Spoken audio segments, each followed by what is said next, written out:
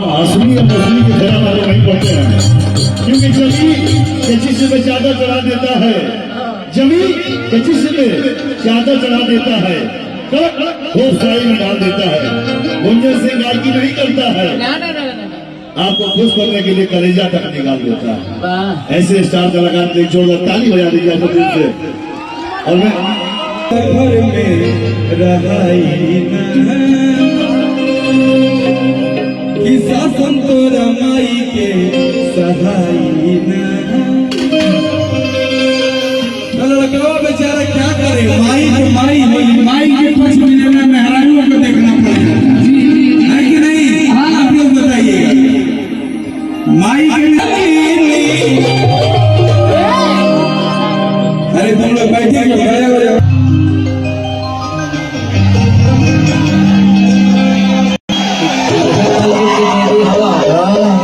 थोड़े साइज में ज्यादा लड़का बैठा है।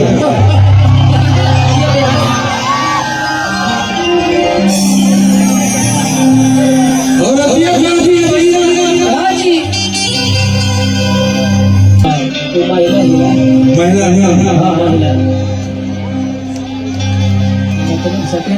कि अब तोरा घर में रहाई ना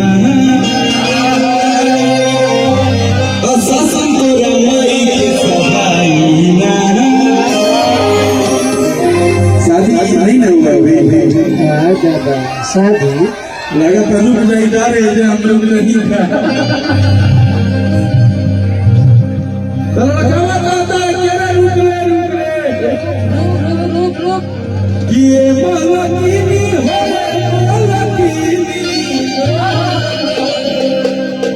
कि माई मारा जाई हमर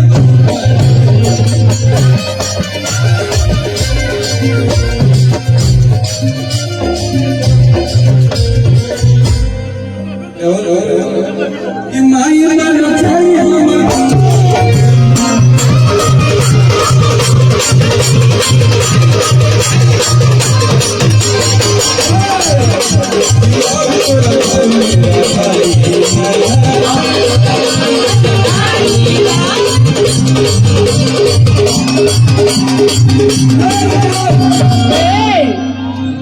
कितना उम्र हुआ तुम्हारा?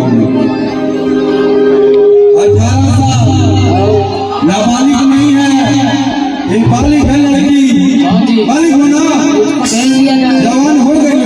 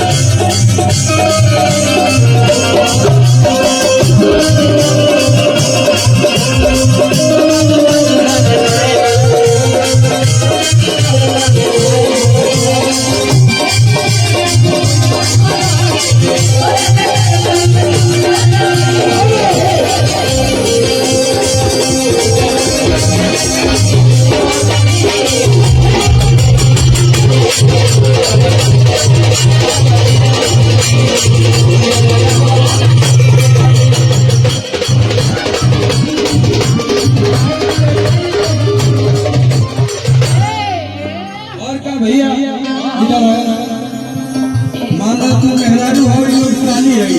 अच्छा साली, ये लोग साली ना छोट छोट भी है, छोट भी है।